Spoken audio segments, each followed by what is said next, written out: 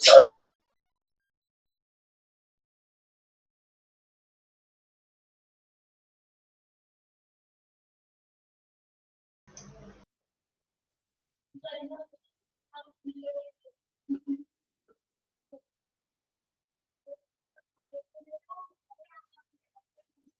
morning. Good morning, ma'am. Good morning, ma'am.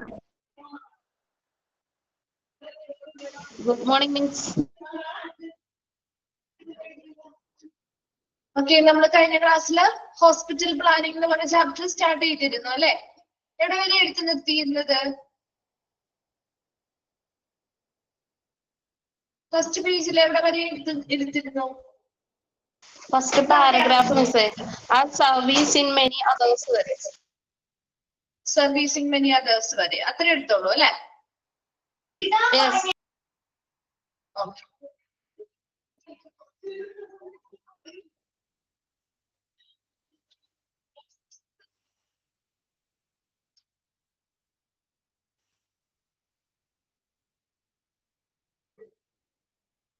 Okay, അപ്പൊ അതിന് മുന്നേ അവിടെ വരെ എടുത്തതും ക്ലിയർ ആണോ? നമ്മൾ ജസ്റ്റ് ഒരു ഇൻട്രൊഡക്ഷൻ പോലെയാണ് സ്റ്റാർട്ട് ചെയ്തത്. ഒരു ഹോസ്പിറ്റലുമായി ബന്ധപ്പെട്ട പ്ലാനിംഗ് ആണ് ഈ ഒരു ചാപ്റ്ററിൽ പ്രധാനമായിട്ടും പ്ലാനിംഗ് തന്നെ പറയുന്നത്. അപ്പൊ അതിന് മുൻപായിട്ട് ഈ ഒരു പ്ലാനിംഗ് നല്ല രീതിയിൽ നടപ്പിലാക്കാത്തത് കൊണ്ട് ഉണ്ടാകുന്ന പ്രശ്നങ്ങൾ, അല്ലെങ്കിൽ നല്ല രീതിയിൽ ഇപ്പോ നമ്മുടെ ഇന്ത്യയിലാണെങ്കിലും അങ്ങനെയുള്ള ഡെവലപ്പിംഗ് കൺട്രീസിൽ നല്ല രീതിയിൽ ആ ഒരു മെഡിക്കൽ സർവീസുകൾ എല്ലായിടത്തും ശരിയായ രീതിയിലുള്ള ഒരു ആസൂത്രണത്തോടു കൂടിയുള്ള ഒരു പ്രവർത്തനമല്ല നടക്കുന്നത് എന്നാണ് നമുക്ക് ഇതിലൂടെ മനസ്സിലാക്കി തരുന്നത്. അപ്പൊ നമ്മള് അടുത്തൊരു paragraph service in many others വരെയല്ലേ എടുത്തു നിർത്തിയത്. നെക്സ്റ്റ് പാരഗ്രാഫ് നോക്കാം ട്ടോ. There are many reasons for the current state of affairs. അപ്പൊ ഇങ്ങനെ ഒരു അവസ്ഥ വരാനായിട്ട് അല്ലെങ്കിൽ ഇങ്ങനെ ഒരു അവസ്ഥയ്ക്ക് കാരണമായിട്ട് പല കാരണങ്ങളാണുള്ളത്. And absence of a realistic national health policy. നമുക്ക് നല്ല രീതിയിൽ ഒരു നല്ലൊരു നാഷണൽ ഹെൽത്ത് പോളിസി, അതായത് നല്ലൊരു ദേശീയപരമായിട്ടുള്ള ഒരു ആരോഗ്യ നയത്തിന്റെ ഒരു കുറവ് അല്ലെങ്കിൽ ഒരു അഭാവം കൊണ്ടാവാം. ഒരു നാഷണൽ ഹെൽത്ത് പോളിസി എന്ന് പറഞ്ഞാൽ എന്താ ഒരു നാഷണൽ ഹെൽത്ത് പോളിസി? നമ്മുടെ കേന്ദ്ര ഗവൺമെന്റ് നടപ്പിലാക്കുന്ന ഒരു പദ്ധതിയാണ് അല്ലെ? അങ്ങനെയുള്ള പല പ്രോഗ്രാമുകളാണ്, ഹെൽത്ത് റിലേറ്റഡ് ആയിട്ടുള്ള പ്രോഗ്രാമുകൾ. അതിലൂടെ ശരിക്കും ഈ ഒരു നാഷണൽ ഹെൽത്ത് പോളിസി അല്ലെങ്കിൽ ദേശീയ ആരോഗ്യ നയത്തിലൂടെ എന്താണ് ഇവിടെ നടപ്പിലാക്കാൻ ഉദ്ദേശിക്കുന്നത്? എന്താണ് ശരിക്കും അവിടെ നടപ്പിലാക്കാൻ ഉദ്ദേശിക്കുന്നത്? ഇന്ത്യയിലുള്ള അല്ലെങ്കിൽ നമ്മുടെ എല്ലാ ജനങ്ങളും അല്ലെ, ഇപ്പൊ പൈസയുള്ളവര് അല്ലെങ്കിൽ പണമില്ലാത്തവര് ഇങ്ങനെയുള്ള വേർതിരിവ് ഒന്നുമില്ലാതെ എല്ലാ ജനങ്ങളുടെയും ആരോഗ്യവും ക്ഷേമവും ഉറപ്പുവരുത്തുക എന്നതാണ് ഈ ദേശീയ ആരോഗ്യ നയങ്ങളുടെ പ്രധാന ലക്ഷ്യം എന്ന് പറയുന്നത്. അപ്പൊ അവരതിലൂടെ നല്ല രീതിയിലുള്ള പ്രോഗ്രാമുകൾ നടപ്പിലാക്കി. അതെങ്ങനെയുള്ള പ്രോഗ്രാമാ? നല്ല നല്ല സർവീസുകൾ നൽകുന്ന, അഫോർഡബിൾ ആയിട്ടുള്ള കോസ്റ്റിൽ നമുക്ക് എല്ലാവർക്കും അത് ലഭ്യമാകാൻ സാധിക്കുന്ന രീതിയിലുള്ള ഹെൽത്ത് റിലേറ്റഡ് ആയിട്ടുള്ള നല്ല ആരോഗ്യകരമായിട്ടുള്ള സർവീസുകള് അല്ലെങ്കിൽ പരിചരണങ്ങള് നൽകി അവിടെയുള്ള എല്ലാ പോപ്പുലേഷനിലെ എല്ലാ ആളുകളുടെയും ഹെൽത്തും വെൽബീയിങ്ങും ഒക്കെ നല്ല രീതിയിൽ പ്രൊട്ടക്ട് ചെയ്യുക എന്നതാണ് പ്രധാനമായിട്ടും ഈ ഒരു നാഷണൽ ഹെൽത്ത് പോളിസികളുടെ പ്രധാന ലക്ഷ്യങ്ങൾ എന്ന് പറയുന്നത്. അപ്പൊ ഇവിടെ അങ്ങനെ ഒരു നല്ല നാഷണൽ ഹെൽത്ത് പോളിസി അല്ലെങ്കിൽ നല്ലൊരു ദേശീയ ആരോഗ്യ നയം ഇല്ലാതാവുക അല്ലെങ്കിൽ നല്ലൊരു ദേശീയ നയത്തിന്റെ അഭാവം മൂലമാവാം ഇങ്ങനെയുള്ള പ്രശ്നങ്ങൾ ഹോസ്പിറ്റലിൽ നടക്കുന്നത്. രണ്ടാമത്തത് ഹഫസാർഡ് കെയർ മെഡിക്കൽ കെയർ പ്ലാൻ. ഒരു മെഡിക്കൽ കെയർ അല്ലെങ്കിൽ വൈദ്യ പരിചരണവുമായി ബന്ധപ്പെട്ട് ഒരു നല്ല രീതിയിലുള്ള ഒരു ആസൂത്രണമില്ലായ്മ. ഹഫസാർഡ് ക്രമരഹിതമായിട്ടുള്ള ഒരു ആസൂത്രണം, നല്ലൊരു പ്ലാനിങ് ഇല്ലാത്തത് കൊണ്ടാവാം.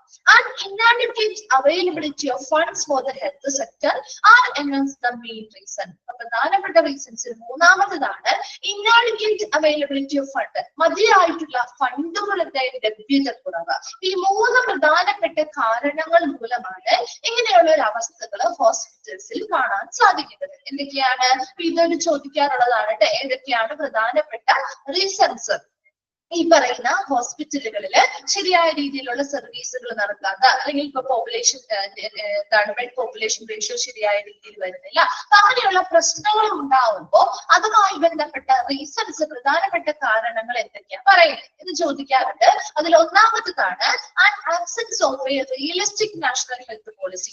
നല്ല ദേശീയ ആരോഗ്യ നയത്തിന്റെ അഭാവം മൂലമാവാം, അല്ലെങ്കിൽ നല്ല രീതിയിലുള്ള വൈദ്യ പരിശീലനവുമായി ബന്ധപ്പെട്ട ഒരു നല്ല രീതിയിലുള്ള ആസൂത്രണമില്ലായ്മ കൊണ്ടാവാം, അല്ലെങ്കിൽ മതിയായിട്ടുള്ള ഫണ്ടുകളുടെ ലഭ്യതക്കുറവ് മൂലമോ ആവാം. ക്ലിയർ ആണോ? ആ 3 റീസൺസ് ക്ലിയർ ആണോ? ആ 3 റീസൺസ് മൂലമാണ്, പ്രധാനപ്പെട്ട 3 റീസൺസ് ആണ്. ഇതിലൂടെയാണ് ഇങ്ങനെയുള്ള പല പ്രശ്നങ്ങളുടെയും കാരണമായിട്ട് പറയുന്നത്. ഓക്കെ, നെക്സ്റ്റ് പാരഗ്രാഫിലേക്ക് പോവാം.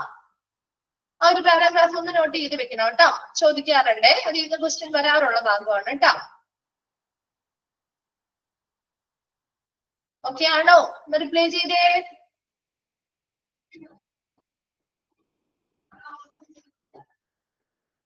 Okay.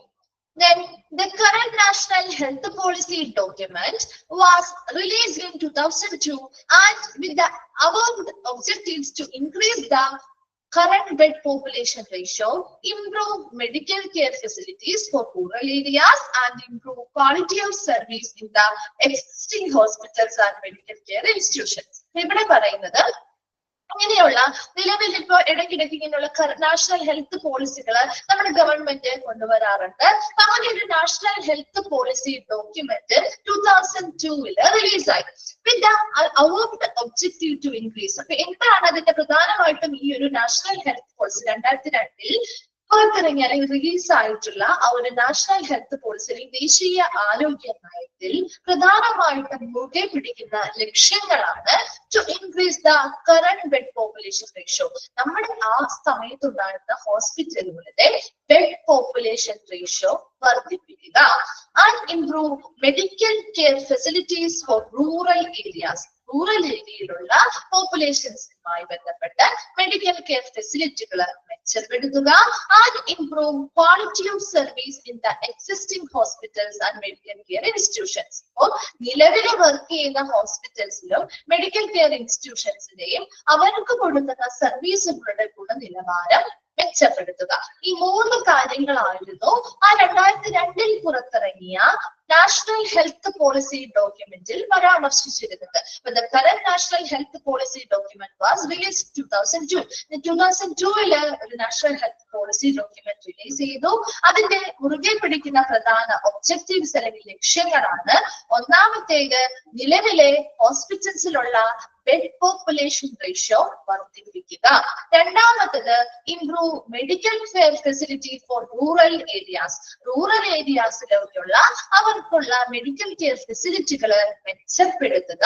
കാരണം റൂറൽ ഏരിയയിൽ അതിനനുസരിച്ചുള്ള ഫെസിലിറ്റികൾ ഇല്ല എന്ന് നമുക്കറിയാലോ.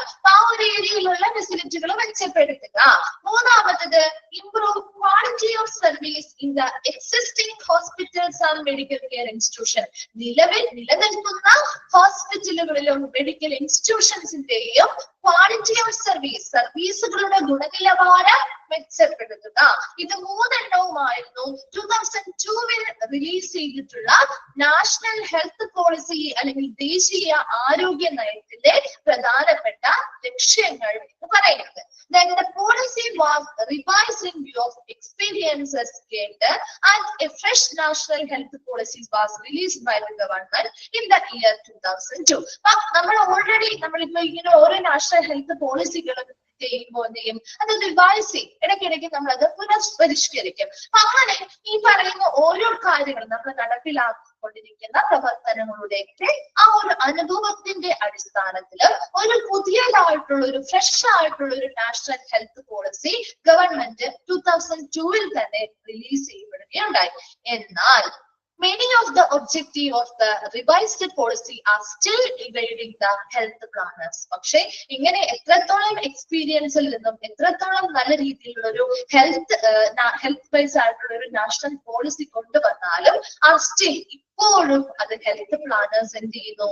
അത് ഒഴിവാക്കി വിടുകയാണ് ചെയ്യുന്നത്. കാരണം ഈ പറയുന്ന നാഷണൽ ഹെൽത്ത് പോളിസിയിൽ പറയുന്നിരിക്കുന്ന പ്രോഗ്രാമുകളും കാര്യങ്ങളും ഒന്നും പലപ്പോഴും നമ്മുടെ ഹോസ്പിറ്റൽ പ്ലാനിങ്ങിൽ ഉൾപ്പെടാതെ വരുന്നത് കൊണ്ടാണ് ഇങ്ങനെയുള്ള പലതരത്തിലുള്ള വിവേചനങ്ങളും അരാജകത്വങ്ങളും പല മേഖലയിലും നിലവിലും കാണാൻ സാധിക്കുന്നത്.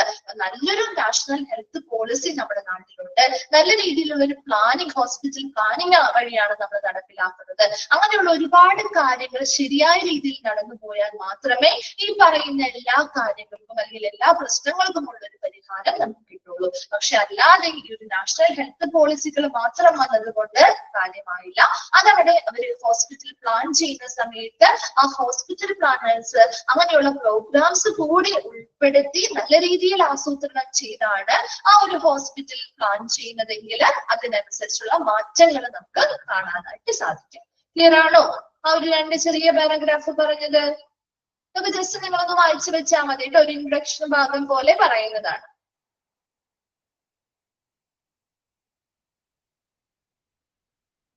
ഓക്കെ. Then next പറയുന്നത് experience of many countries having advanced medical care systems has shown that hospitals are very expensive to build. അല്ലെ?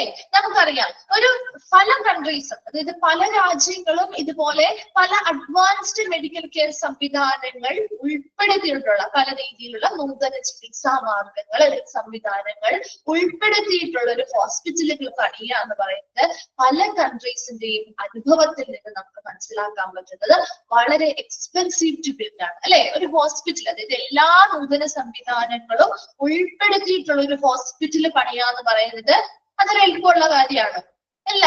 അത് വളരെ ചിലവേറിയിട്ടുള്ള, വളരെ എക്സ്പെൻസീവ് ആണ് നമുക്കത് നിർമ്മിക്കുക എന്ന് പറയുന്നത്. അല്ലെ? കുറച്ച് ലക്ഷങ്ങൾ മാത്രം മതിയോ? ഇല്ല. അതിനുവേണ്ടി ഒരുപാട് സംവിധാനങ്ങളും സാധനങ്ങളും ഉപകരണങ്ങളും എല്ലാം നമ്മൾ അവിടെ അടുപ്പിക്കേണ്ടതായിട്ട് വരും. അല്ലെ? അപ്പൊ അതിനനുസരിച്ച് അത് എക്സ്പെൻസീവ് ആണ്. നമുക്കത് പണിയുക അല്ലെങ്കിൽ നിർമ്മിക്കുക എന്ന് പറയുന്നത് ചിലവേറിയിട്ടുള്ള കാര്യമാണ്. Initial capital cost are high. അല്ലെ? നമുക്ക് ആ ഒരു പ്രാരംഭ ഘട്ടത്തിൽ വേണ്ടി പ്രാരംഭ മൂലധന നിക്ഷേപം എന്ന് പറയുന്നത് വളരെ ഉയർന്നതായിരിക്കും. And construction and equipment consume tremendous capital investment. നമ്മുടെ ആ ഒരു മൂലധന നിക്ഷേപത്തിന്റെ ഒരു 3/4 ഭാഗവും അല്ലെങ്കിൽ ഒരു ഭൂരിഭാഗം ഭാഗവും നമ്മുടെ ആ ഒരു ബിൽഡിംഗ് നിർമ്മിക്കാനും അതുപോലെ തന്നെ അവിടെ ആവശ്യമായിട്ടുള്ള ഉപകരണങ്ങൾ സ്ഥാപിക്കാനും വേണ്ടി തന്നെ നമ്മൾ ചിലവാക്കേണ്ടതായിട്ട് വരും. അല്ലെ? ഒരു ഹോസ്പിറ്റൽ എത്ര ബിൽഡിംഗ് ആണെങ്കിലും അതിനനുസരിച്ച് നല്ല രീതിയിൽ പണിയണം. അതിനുള്ളിലുള്ള ഓരോ ഉപകരണങ്ങൾക്കും എന്ത് വിലയാണ്? അല്ലെ? നമ്മൾ സാധാരണ നമ്മുടെ വീടുകളിൽ ഉപയോഗിക്കുന്ന ഉപകരണങ്ങളെ വിലയാണോ ഒരു ഹോസ്പിറ്റലിൽ ഉപയോഗിക്കുന്ന എക്യുപ്മെന്റ്സിന്? ആണോ? അല്ല.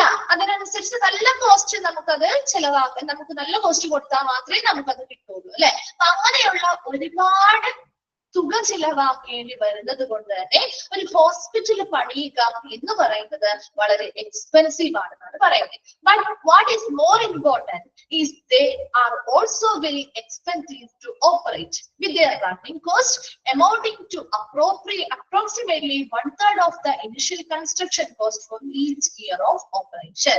അതായത് ഇവിടെ നമ്മളിപ്പോ നമുക്ക് കുഴപ്പമില്ല, ഇത്രയും നമ്മൾ തുക ചിലവാക്കിയാലും നമുക്ക് ഒരു ഹോസ്പിറ്റൽ പണിയാം എന്ന് വിചാരിച്ച് നമ്മൾ അവിടെ നിർമ്മാണങ്ങൾ നടത്തുന്നു. അത് അവിടെ ആവശ്യമായിട്ടുള്ള ഉപകരണങ്ങൾ സ്ഥാപിക്കുന്നു. അങ്ങനെ ഉപകരണം സ്ഥാപിച്ചാൽ മാത്രം മതിയോ? അല്ല. അതിന്റെ പ്രവർത്തനങ്ങൾ നടത്തണം. അല്ലെ? ഒരു ഉപകരണം സ്ഥാപിപ്പിക്കുന്നതിന് വേണ്ടി അല്ലെങ്കിൽ ആ ഉപകരണം പർച്ചേസ് ചെയ്ത് അത് അവിടെ ഇൻസ്റ്റാൾ ചെയ്യുന്നതിന് വേണ്ടി തന്നെ ഒരുപാട് മൂലധനം നമുക്ക് നഷ്ടമാകും. അത് കൂടാതെ ഇതിന്റെ പ്രവർത്തനവുമായി ബന്ധപ്പെട്ട് നമുക്ക് ചിലവുണ്ട്. അല്ലെ? ആ ഒരു പ്രവർത്തന ചിലവ് എന്ന് പറയുന്നത് നമ്മുടെ ആരംഭ കൺസ്ട്രക്ഷന് വേണ്ടി നമ്മൾ ആരംഭഘട്ടത്തിൽ എത്ര തുക ചിലവഴിച്ചോ അതിന്റെ ഒരു 3/4 ഭാഗം 3/1 ആണ്. അതായത് 1/3 ഭാഗമെങ്കിലും നമ്മൾ ഓരോ വർഷവും ഇതിന്റെ പ്രവർത്തനവുമായി ബന്ധപ്പെട്ട ഒരു പ്രവർത്തന ചെലവായിട്ട് നമുക്ക് കൊടുക്കേണ്ടതായിട്ട് വരും. അപ്പൊ നല്ല രീതിയിൽ ഒരു ഹോസ്പിറ്റലിൽ, അതായത് നല്ല രീതിയിലുള്ള പേഷ്യൻസ് കാര്യങ്ങളൊക്കെ വന്നാൽ നമുക്ക് പിന്നീട് അത് നമുക്ക് എന്ത് ചെയ്യാൻ പറ്റും? തിരിച്ച് കിട്ടും. നമ്മുടെ പേഷ്യൻസിന്റെ തന്നെ തിരിച്ചവർ അത് ഈടാക്കും. അല്ലെ? ഇല്ലേ? ഒരു ഹോസ്പിറ്റൽ എന്തെങ്കിലും കൺസ്ട്രക്ഷൻസോ കാര്യങ്ങളോ വരുമ്പോ അത് ആ തുക തിരിച്ചവർ ആരിൽ നിന്ന് തന്നെയാ പിടിക്കുന്നത്? എങ്ങനെയാ പിടിക്കുന്നത്? നമ്മുടെ പേഷ്യൻസിൽ നിന്ന് തന്നെയാണ്. അല്ലെ? ആണോ? പേഷ്യൻസിൽ നിന്ന് തന്നെയാണ് ബില്ലിലൂടെ പിടിക്കുക. അല്ലെ? പക്ഷെ ഇവിടെ എന്താണ്, ഒരു ഹോസ്പിറ്റൽ ആദ്യമായിട്ട് പണിയുമ്പോൾ നമ്മൾ ഒരുപാട് തുക മൂലധനം നിക്ഷേപം വേണ്ടി വരും. അല്ലാതെ ആദ്യം തന്നെ നമുക്ക് പേഷ്യന്റിന്റെ പൈസ വാങ്ങിച്ചിട്ട് ചെയ്യാൻ പറ്റില്ലല്ലോ. അപ്പൊ അതിന് വേണ്ടിയിട്ട് ഒരുപാട് തുക നമുക്ക് ചിലവാകും. ആ തുക നമുക്ക് പിന്നീട് തിരിച്ചു കിട്ടുമെങ്കിൽ പോലും അതിന്റെ ഇൻസ്റ്റലേഷൻ, അവിടെ നിർമ്മാണം നടക്കുന്നതിന് വേണ്ടി, എക്യുപ്മെന്റ്സ് കൊണ്ടുവരുന്നതിന് വേണ്ടി, അതിന്റെ ഓരോ വർഷവും അതിന്റെ പ്രവർത്തന ചിലവ്, ഇവയെല്ലാം നമ്മുടെ ആദ്യത്തെ ആ ഒരു നിർമ്മാണത്തിന് വേണ്ടി ചിലവഴിച്ച തുകയുടെ 1/3 ഭാഗമെങ്കിലും നമ്മൾ ഓരോ വർഷത്തിന്റെ പ്രവർത്തനത്തിന് വേണ്ടിയിട്ട് ചിലവഴിക്കേണ്ടതായിട്ട് വരാം. സോ അതുകൊണ്ട് തന്നെ അതൊരു എക്സ്പെൻസീവ് ആണ് ഈ ഒരു ഹോസ്പിറ്റലുകൾ പണിയുക എന്ന് പറയുന്നത്. Then hazard planning at the initial stage by the inexperienced and uncommitted technical personnel result in changes at construction stage, resulting in avoidable drainage of funds. എന്ന് വെച്ചാൽ എന്താ ഉദ്ദേശിക്കുന്നത്? hazard planning ഒരു ക്രമരഹിതമായിട്ടുള്ള നല്ല രീതിയിലുള്ള ഒരു പ്ലാനിങ് ഇല്ലാത്ത ഒരു ഇനിഷ്യൽ സ്റ്റേജ്, അതായത് ഒരു ഹോസ്പിറ്റൽ പണിയുക എന്നതിന്റെ ഒരു ആദ്യത്തെ സ്റ്റേജ്, ആദ്യത്തെ ആരംഭഘട്ടം മുതൽ ഒരു ഇൻഎക്സ്പീരിയൻസ്ഡ് ആയിട്ടുള്ള രീതിയിലുള്ള അനുഭവ പരിചയമോ കാര്യങ്ങളോ ഇല്ലാത്ത ഒരു വ്യക്തികളാണ് ഇതിൽ ഉൾപ്പെടുന്നത്. അൺകമ്മിറ്റഡ് ടെക്നിക്കൽ പേഴ്സണൽ, അതായത് ഒരു പ്രതിബദ്ധരായിട്ടുള്ളവരല്ല, കമ്മിറ്റ്മെന്റ് ഇല്ലാത്ത, ഒരു പ്രതിബദ്ധത ഇല്ലാത്ത ആളുകളാണ്, ടെക്നിക്കൽ ജീവനക്കാരാണ് ഇതിൽ ഉൾപ്പെടുന്നത് എങ്കിൽ, ആ ഒരു ആസൂത്രണം നടത്തുമ്പോൾ അതിൽ ഇങ്ങനെയുള്ള ആളുകളാണ് ഉൾപ്പെടുന്നതെങ്കിൽ സ്വാഭാവികമായിട്ടും ആ ഒരു കൺസ്ട്രക്ഷൻ സ്റ്റേജിൽ അല്ലെങ്കിൽ ആ ഒരു നിർമ്മാണ സ്റ്റേജിൽ അല്ലെങ്കിൽ ആ ഒരു നിർമ്മാണ ഘട്ടത്തില് നമുക്ക് ഒരുപാട് ചേഞ്ചസ് വരും അല്ലെ. Resulting in avoidable drainage of funds. നമുക്കറിയാം, ഇപ്പൊ നമ്മുടെ വീടുകളിലൊക്കെ വീടൊക്കെ പണിയാറുണ്ട് അല്ലെ. വീട് പണിയുമ്പോ നന്നായിട്ട് നല്ല എക്സ്പീരിയൻസ് ഉള്ള ഒരു ആർക്കിടെക്റ്റിനെ അല്ലെങ്കിൽ എഞ്ചിനീയറെ ഒക്കെ നമ്മൾ ഉൾപ്പെടുത്തിയാണ് പ്ലാൻ ചെയ്യുന്നതും കൃത്യമായിട്ട് പണികൾ നടക്കുന്നതെങ്കിൽ നമുക്ക് ഒരുപാട് പൈസ നമുക്ക് എന്ത് ചെയ്യാൻ പറ്റും? സേവ് ചെയ്യാൻ പറ്റും ഇല്ലേ? അതേസമയം ഒരു എക്സ്പീരിയൻസോ കാര്യങ്ങളോ ഒന്നും ഇല്ലാത്ത ആളുകളാണ്, അതായത് അവർക്ക് നമ്മളോട് ഒരു കമ്മിറ്റ്മെന്റോ കാര്യങ്ങളോ ഒന്നുമില്ല, അവർക്ക് അതിനനുസരിച്ച് എക്സ്പീരിയൻസും ഇല്ല എന്ന് വിചാരിക്കാം. അങ്ങനെ ഒരു ആളുകളുടെ കയ്യിലാണ് നമ്മൾ ഒരു കൺസ്ട്രക്ഷന് വേണ്ടിയിട്ടുള്ള ആ ഒരു കരാർ കൊടുക്കുന്നതെങ്കിൽ എന്താണ് പറ്റുക? നമുക്ക് ഒരുപാട് തുക നഷ്ടമാവും ഇല്ലേ? അത് തന്നെ എവിടെയും പറയുന്നത്, ഒരു നല്ല ആസൂത്രണം നടത്തിയിട്ടില്ല, നല്ല രീതിയിലുള്ള ഒരു ആസൂത്രണം ഇവിടെ നടക്കുന്നില്ല. ഹഫസാർ എന്ന് പറഞ്ഞാൽ ക്രമരഹിതമായിട്ടുള്ള അല്ലെങ്കിൽ എന്താണ് ഒരു ശരിയായ രീതിയിലല്ല എന്നാണ് ഉദ്ദേശിക്കുന്നത്. അപ്പൊ അങ്ങനെ ഒരു ശരിയായ രീതിയിലല്ലാത്തൊരു പ്ലാനിങ് നടക്കുന്നു. ആ ഒരു ആരംഭഘട്ടം മുതൽ ഇതുപോലെ ഒരു എക്സ്പീരിയൻസ് ഇല്ലാത്ത അല്ലെങ്കിൽ ഒരു പ്രതിബദ്ധത ഇല്ലാത്ത ആളുകളാണ് ആ ഒരു ആരംഭഘട്ടം മുതൽ ഈ ഒരു പ്ലാനിങ്ങിൽ ഉൾപ്പെടുന്നത് എങ്കിൽ ഇവിടെ ആ ഒരു കൺസ്ട്രക്ഷനുമായി ബന്ധപ്പെട്ട് നമുക്ക് ഒഴിവാക്കാൻ പറ്റാത്ത രീതിയിൽ ഒരുപാട് തുക നമ്മളിൽ നിന്ന് നഷ്ടമാവാം. മനസ്സിലായോ? ആ ഒരു 2 പാരഗ്രാഫ് പറഞ്ഞത് ക്ലിയർ ആണോ? ക്ലിയർ ആണോ? ഓക്കെ. Then അടുത്തത് പറയുന്നത്, with the exception of some private hospital built for privileged people where money is not a restricting factor, adequate financial resources, hospitals are not available in most developing countries even though medical care needs are immense. അതായത് ഇവിടെ അതായത് ഒരു exception ആണ് പറയുന്നത്. ചില hospital ഒഴികെ, അതായത് ചില പ്രൈവറ്റ് ഹോസ്പിറ്റൽ എങ്ങനെയാ? built for privileged people, നല്ല ഉയർന്ന പദവിയിൽ ഇരിക്കുന്ന ആളുകൾക്ക് വേണ്ടി മാത്രം നിർമ്മിച്ചിട്ടുള്ള ചില പ്രൈവറ്റ് ഹോസ്പിറ്റൽ ഉണ്ട് അല്ലെ. നമുക്ക് സാധാരണക്കാർക്കൊന്നും അഫോർഡ് ചെയ്യാൻ പറ്റാത്ത രീതിയിൽ സർവീസ് കൊടുക്കുന്ന ചില ഹോസ്പിറ്റലുകളില്ലേ? ഇല്ലേ? നമ്മൾ പറയാറില്ലേ, ഓ ഹോസ്പിറ്റലിൽ നമുക്ക് താങ്ങില്ല എന്ന് പറയുമല്ലേ, നമ്മൾ പറയാറില്ലേ? അതെന്തുകൊണ്ടാണ് അവരത് പണിതിരിക്കുന്നത്? സാധാരണക്കാർക്ക് വേണ്ടിയിട്ടല്ല അല്ലെ. അവരവിടുന്ന് പണിതിരിക്കുന്നത് പ്രിവിലേജ്ഡ് ആയിട്ടുള്ള പീപ്പിൾസ് അല്ലെങ്കിൽ നല്ല ഉയർന്ന പദവിയിൽ ഇരിക്കുന്ന സാമ്പത്തിക ശേഷിയുള്ള ആളുകൾക്ക് വേണ്ടിയിട്ടാണ് അവരങ്ങനെയുള്ള പ്രൈവറ്റ് ഹോസ്പിറ്റൽസ് ഉണ്ടാക്കിയിരിക്കുന്നത്. അതുകൊണ്ട് തന്നെ അങ്ങനെ ഒരു ഹോസ്പിറ്റലിന് പണം എന്ന് പറയുന്നത് ഒരു റെസ്ട്രിക്റ്റിംഗ് ഫാക്ടർ ആണോ? ഒരു പണം എന്ന് പറയുന്നത് അവർക്ക് ഒരു പരിമിത ഘടകമാണോ? അല്ല അല്ലേ. അങ്ങനെ ഒരു ഹോസ്പിറ്റലിന്റെ പണം എന്ന് പറയുന്നത് ഒരു പരിമിത ഘടകമല്ല. അവർക്ക് മതിയായിട്ടുള്ള ഫിനാൻഷ്യൽ റിസോഴ്സ് അല്ലെങ്കിൽ സാമ്പത്തികപരമായിട്ടുള്ള സ്രോതസ്സുകൾ കാര്യങ്ങളൊക്കെ ഉണ്ടായിരിക്കും. അപ്പൊ അതുകൊണ്ടാണ് അവർ അതിനനുസരിച്ചുള്ള ഹോസ്പിറ്റലുകൾ പണിയുന്നത്. എന്നാൽ നമ്മുടെ സാധാരണ ഹോസ്പിറ്റലുകളെ അപേക്ഷിച്ച് മതിയായിട്ടുള്ള ഒരു സാമ്പത്തിക സ്രോതസ് ഉണ്ടെങ്കിൽ മാത്രമേ നല്ല രീതിയിലുള്ള ഒരു ബിൽഡിംഗ് പണിയാൻ സാധിക്കുകയുള്ളൂ. അപ്പൊ നോക്കി, ഹോസ്പിറ്റൽസ് ആർ നോട്ട് അവൈലബിൾ. ഇങ്ങനെ ഒരു നല്ല രീതിയിലുള്ള ഒരു ഫിനാൻഷ്യൽ റിസോഴ്സുകൾ ഇല്ല എങ്കിൽ എത്ര വലിയൊരു ഡെവലപ്പിംഗ് കൺട്രി ആണെന്ന് പറഞ്ഞാൽ പോലും അവിടുത്തെ മെഡിക്കൽ കെയർ ആവശ്യകതകൾ, അതായത് നമ്മുടെ മെഡിക്കൽ കെയറുമായി ബന്ധപ്പെട്ട ഒരുപാട് ആളുകൾക്ക് അതിന് ആവശ്യമായിട്ടുള്ളവരുണ്ടാവും. പക്ഷെ ആ ആവശ്യകത വർദ്ധിപ്പിക്കുമ്പോൾ പോലും നമുക്ക് നല്ല രീതിയിലുള്ള ഹോസ്പിറ്റൽ ചിലപ്പോൾ ഫണ്ടുകൾ മതിയായ രീതിയിൽ ഇല്ല എങ്കിൽ പണിയാൻ സാധിക്കില്ല. So essential hospital services required for the community can be met most economically only with adequate thought given to planning. അപ്പോ നമുക്ക് ഇങ്ങനെ ഒരു മതിയായ സ്രോതസ്, പണത്തിന്റെ സ്രോതസ് ഉണ്ടെങ്കിൽ പോലും, 1 minute.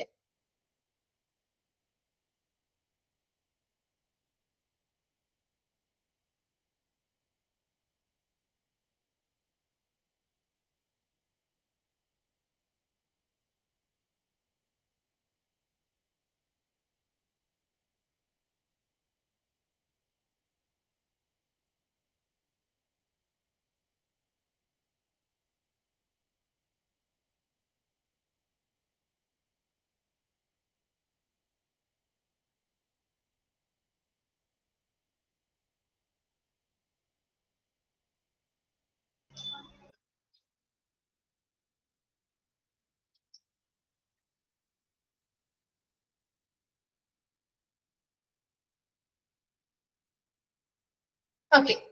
നോക്കിയപ്പോ essential hospital services required for the community can be met most economically. നമുക്കൊരു സാമ്പത്തികപരമായിട്ട് നമ്മുടെ കമ്മ്യൂണിറ്റിക്ക് ആവശ്യമായിട്ടുള്ള ഹോസ്പിറ്റൽ സർവീസുകൾ കൊടുക്കണമെങ്കിൽ അതിനെന്ത് വേണം? ഒരു മതിയായിട്ടുള്ള ഒരു ആസൂത്രണം ആവശ്യമാണ്, അല്ലെ? ഒരു നല്ല രീതിയിലുള്ള പ്ലാനിങ് വേണം, നല്ല രീതിയിലുള്ള ഡിസൈൻസ് രൂപകൽപ്പന ചെയ്യണം, നല്ല രീതിയിലുള്ള ഒരു നിർമ്മാണം ആവശ്യമാണ്, നല്ല രീതിയിലുള്ള ഹെൽത്ത് കെയർ ഫെസിലിറ്റികളുടെ പ്രവർത്തനവും ആവശ്യമായിട്ട് വരും. ഇവൻ ഫിനാൻഷ്യൽ റിസോഴ്സസ് ആർ ആഡിക്വേറ്റ്. ഇപ്പൊ നമുക്ക് മതിയായിട്ടുള്ള ഒരു ഫിനാൻഷ്യൽ റിസോഴ്സ് അല്ലെങ്കിൽ സാമ്പത്തികമായിട്ടുള്ള ഒരു സ്രോതസ് ഉണ്ടെങ്കിൽ പോലും ബെസ്റ്റ് യൂസ് ഓഫ് റിസോഴ്സസ്, ഈ പറയുന്ന സാമ്പത്തികപരമായിട്ടുള്ള ആ ഒരു സ്രോതസ് അല്ലെങ്കിൽ ആ ഫണ്ട് നല്ല രീതിയിൽ ഉപയോഗിക്കണമെങ്കിൽ it only be made when sufficient thought is given to plan. അല്ലെ? നമുക്ക് ഒരുപാട് പൈസ നമ്മുടെ കയ്യിലുണ്ട്, ആ ഒരുപാട് പൈസ ഉണ്ടായിട്ട് കാര്യമുണ്ടോ? ഇല്ല. അത് എങ്ങനെ മതിയായ രീതിയിൽ, എങ്ങനെ നല്ല രീതിയിൽ ഉപയോഗിക്കണമെന്ന് കൂടി അറിയണം, അല്ലെ? അപ്പൊ അങ്ങനെ നല്ല രീതിയിൽ എങ്ങനെ നമുക്കത് ഉപയോഗിച്ചുകൊണ്ട് സഫീഷ്യന്റ് ആയിട്ടുള്ള ഒരു ആസൂത്രണം അതിനാവശ്യമാണ്. നമുക്ക് നല്ല രീതിയിലൊരു പ്ലാനിങ് ചെയ്ത് നമുക്ക് ഈ ഒരു മതിയായ ഫണ്ട് ഉപയോഗിച്ച് എങ്ങനെ നമുക്ക് ഓരോരോ കാര്യങ്ങളും നിർമ്മിക്കാം, അല്ലെങ്കിൽ എങ്ങനെ അവിടെ ഉപകരണങ്ങൾ സ്ഥാപിക്കാം, എങ്ങനെ അവിടുത്തെ പ്രവർത്തനങ്ങൾ ഓരോ സ്റ്റേജ് ബൈ സ്റ്റേജ് ആയിട്ട് മുന്നോട്ട് കൊണ്ടുപോവുക എന്നതിനെ കുറിച്ചൊരു മതിയായ ആസൂത്രണം അല്ലെങ്കിൽ പ്ലാനിങ് വളരെ ഇമ്പോർട്ടന്റ് ആണ്. ഇപ്പൊ നമ്മളൊരു വീട് പണിയുമ്പോൾ, നമ്മുടെ സ്വന്തമായിട്ട് നമ്മളൊരു വീട് പണിയാണെങ്കിലും ഇതുപോലെ നല്ല രീതിയിലുള്ള പ്ലാനിങ്ങോട് കൂടിയല്ലേ നമ്മൾ കാര്യങ്ങൾ ചെയ്യാം, അല്ലെ? നമ്മുടെ കയ്യിൽ ചിലപ്പോൾ നമ്മുടെ കയ്യിൽ ഇത്ര രൂപ ഒരു പണം, ഒരു ഇത്ര ഫിക്സഡ് നമ്പർ എമൗണ്ട് ഓഫ് പണം ഉണ്ടായിരിക്കാം. ആ ഒരു പണം നമുക്ക് എങ്ങനെ ചെലവാക്കണം എന്നുള്ളൊരു പ്ലാനിങ് വേണം, അല്ലെ? ഇന്നതിന് വേണ്ടി ഇത്ര രൂപ, ഇന്നതിന് വേണ്ടി ഇത്ര രൂപ, അങ്ങനെ നമ്മൾ പ്ലാൻ ചെയ്തല്ലേ ഓരോ കാര്യങ്ങളും ചെയ്യുന്നത്. അല്ലാതെ നമുക്ക് ഇഷ്ടമുള്ള പോലെ അങ്ങനെ ചിലവാക്കുകയാണോ ചെയ്യാറ്? അല്ല. എപ്പോഴും നമ്മുടെ സ്രോതസ്, ഫണ്ടിന്റെ സ്രോതസ് നല്ല രീതിയിൽ ഉണ്ടെങ്കിൽ പോലും, എന്തെങ്കിലും ഇല്ലെങ്കിലും നല്ല രീതിയിൽ അതെങ്ങനെ നമുക്ക് വിനിയോഗിക്കാം, എങ്ങനെ റിസോഴ്സ് നമുക്ക് ഉപയോഗിക്കാം, അതിനു വേണ്ടി ശരിയായ രീതിയിലുള്ള ഒരു ആസൂത്രണം ഉണ്ടെങ്കിൽ നമുക്ക് നമ്മുടെ കമ്മ്യൂണിറ്റിക്ക് ആവശ്യമായിട്ടുള്ള രീതിയിലുള്ള എസെൻഷ്യൽ സർവീസുകൾ ഉൾപ്പെടുന്ന ഹോസ്പിറ്റലുകൾ നിർമ്മിക്കാനായിട്ട് സാധിക്കും. അപ്പൊ അതിനു വേണ്ടിയിട്ടുള്ള പ്രിൻസിപ്പിൾസ് കാര്യങ്ങളാണ് ഇനി നമ്മൾ പറയുന്നത്. ഇത്രയും ക്ലിയർ ആണോ? ക്ലിയർ ആണോ? ഓക്കെ. ഇനി വരുന്നത് ഗൈഡിങ് പ്രിൻസിപ്പിൾസ് ഇൻ പ്ലാനിങ്. ഒരു പ്ലാനിങ്, ഒരു ഹോസ്പിറ്റൽ പണിയുന്നതുമായി ബന്ധപ്പെട്ട, അല്ലെങ്കിൽ ബിൽഡ് ചെയ്യുന്നതുമായി ബന്ധപ്പെട്ട എന്തൊക്കെ പ്രിൻസിപ്പിൾസ് അല്ലെങ്കിൽ എന്തൊക്കെ അടിസ്ഥാന തത്വങ്ങളാണ് നമ്മൾ പാലിക്കേണ്ടത്? A hospital is responsible to render an essential service. ഒരു അനിവാര്യമായിട്ടുള്ള അല്ലെങ്കിൽ ഒരു അവശ്യ സേവനങ്ങൾ നൽകുന്ന ഒരു സ്ഥാപനമാണ് ശരിക്കും ആശുപത്രി എന്ന് പറയുന്നത്, അല്ലെ? ഒരു അവശ്യ സർവീസുകളാണ്, ഒരു എസെൻഷ്യൽ സർവീസുകളാണ് ഒരു ആശുപത്രി നൽകുന്നത്. അതിന് ബാധ്യസ്ഥനായിട്ടുള്ള ഒരു സ്ഥാപനമാണ് hospital. In fulfilling this responsibility, ഈ ഒരു ഉത്തരവാദിത്തം, അവിടെ എസെൻഷ്യൽ ആയിട്ടുള്ള സർവീസുകൾ കൊടുക്കണം, അതിന്റെ ആ ഒരു ഉത്തരവാദിത്തം നിറവേറ്റുന്നതിന് വേണ്ടി hospital planning should be guided by certain universally acknowledged principles that are useful irrespective of the level of planning. That is whether at the national level, state level or individual hospital level. ഇപ്പോൾ ഹോസ്പിറ്റലുകൾ ഏത് ലെവലിലായിക്കോട്ടെ, അതായത് ഒരു national ലെവലിലുള്ള ഹോസ്പിറ്റലിനെ കുറിച്ചുള്ള ഒരു planning ആവാം, അല്ലെങ്കിൽ ഒരു സ്റ്റേറ്റ് ലെവലിൽ നിന്നുള്ള ഒരു ആസൂത്രണമാവാം, അല്ലെങ്കിൽ ഒരു ഇൻഡിവിജ്വൽ ഹോസ്പിറ്റലിന്റെ ലെവലിൽ നിന്നുള്ള ഒരു ആസൂത്രണമാവാം. അങ്ങനെ ഏത് നിലവാരത്തിൽ അല്ലെങ്കിൽ ഏത് ലെവലിൽ നിന്നുകൊണ്ടുള്ള പ്ലാനിങ് അല്ലെങ്കിൽ ആസൂത്രണമാണെങ്കിലും അതിനുവേണ്ടി നമ്മൾ യൂണിവേഴ്സലി അക്നോളജ്ഡ് പ്രിൻസിപ്പിൾസ്, സാർവത്രികമായി എന്താണ് അംഗീകരിക്കപ്പെട്ടിട്ടുള്ള കുറച്ച് തത്വങ്ങളുടെ അടിസ്ഥാനത്തിൽ അല്ലെങ്കിൽ ആ തത്വങ്ങൾ ഉപയോഗിച്ചുകൊണ്ടാണ് നമ്മൾ ഹോസ്പിറ്റൽസ് ബിൽഡ് ചെയ്യുന്നതുമായി ബന്ധപ്പെട്ട ആസൂത്രണങ്ങൾ നടത്തേണ്ടത്. അങ്ങനെയുള്ള ആസൂത്രണങ്ങൾ നടത്തുമ്പോഴാണ് കൃത്യമായിട്ട് നമുക്ക് അത് ഉപയോഗിക്കാനും അതിനനുസരിച്ച് നമുക്ക് നല്ല രീതിയിലുള്ള നിർമ്മാണങ്ങൾ നടത്താനും നല്ല രീതിയിലുള്ള പ്രവർത്തനങ്ങൾ നടത്താനും സാധിക്കുക. So these principles were developed and hence have relevance and usefulness to us they were over 5 decades ago. 5 ദശാബ്ദ കാലങ്ങളായിട്ട് ഈ പറയുന്ന ഈ ഒരു പ്രിൻസിപ്പിൾസ് അല്ലെങ്കിൽ ഈ പറയുന്ന തത്വങ്ങള് പ്ലാനിങ്ങുമായി ബന്ധപ്പെട്ട് ഉപയോഗിക്കുന്നുണ്ട്. അത് വളരെ പ്രസക്തവുമാണ്.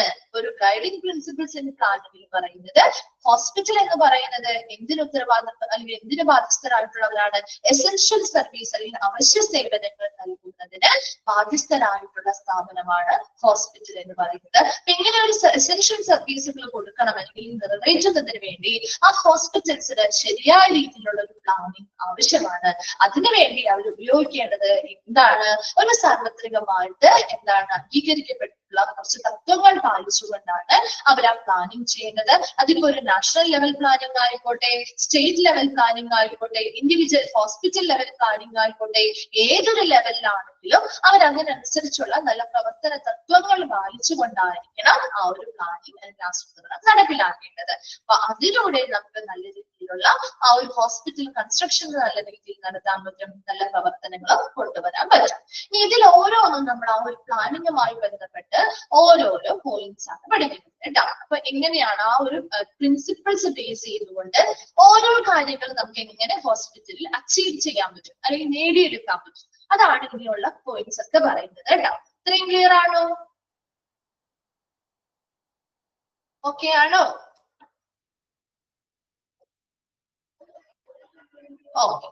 ഇനി നമ്മൾ പറയുന്നത് patient care of high quality, ഒരു ഉയർന്ന ഗുണനിലവാരം രോഗി അല്ലെങ്കിൽ ഒരു ഹൈ ക്വാളിറ്റി, ഒരു ഉയർന്ന ഗുണനിലവാരത്തിലുള്ള രോഗി പരിചരണം ഒരു ഹോസ്പിറ്റലിൽ നേടിയെടുക്കണമെങ്കിൽ ആ ഹോസ്പിറ്റൽ പാലിക്കേണ്ടതായിട്ടുള്ള കുറച്ച് മെഷേഴ്സ്, അത് ഓരോന്നും അങ്ങനെ ഓരോന്നും നേടിയെടുക്കാൻ. ഒരു ഹോസ്പിറ്റലില് നല്ല രീതിയിലുള്ള പ്ലാനിങ് ഉണ്ടെങ്കിലല്ലേ ഓരോ കാര്യങ്ങളും നമുക്ക് നേടിയെടുക്കാൻ പറ്റുള്ളൂ. അപ്പൊ അതിൽ ഓരോ കാര്യങ്ങളും നേടിയെടുക്കാനായിട്ട് ഹോസ്പിറ്റലിൽ എങ്ങനെയുള്ളൊരു പ്ലാനിങ് അല്ലെങ്കിൽ ആസൂത്രണമാണ് വേണ്ടത്. ഇപ്പൊ ഇവിടെ ആദ്യമായിട്ട് പറയുന്നത് ഒരു ഹൈ ക്വാളിറ്റി, ഒരു ഉയർന്ന ഗുണനിലവാരത്തിലുള്ള രോഗി പരിചരണം ആ ഒരു സ്ഥാപനത്തിൽ നേടിയെടുക്കണമെങ്കിൽ ഈ ഹോസ്പിറ്റൽ പാലിക്കേണ്ട കുറച്ച് ഫോളോ ചെയ്യേണ്ട കുറച്ച് മെഷേഴ്സ്, അത് ഏതൊക്കെയാണെന്നാണ് താഴെ പറയുന്നത്. നമുക്ക് patient care of high quality should be achieved by the hospital through adopting the following measures. അപ്പൊ ചോദിക്കാറുണ്ട് കേട്ടോ,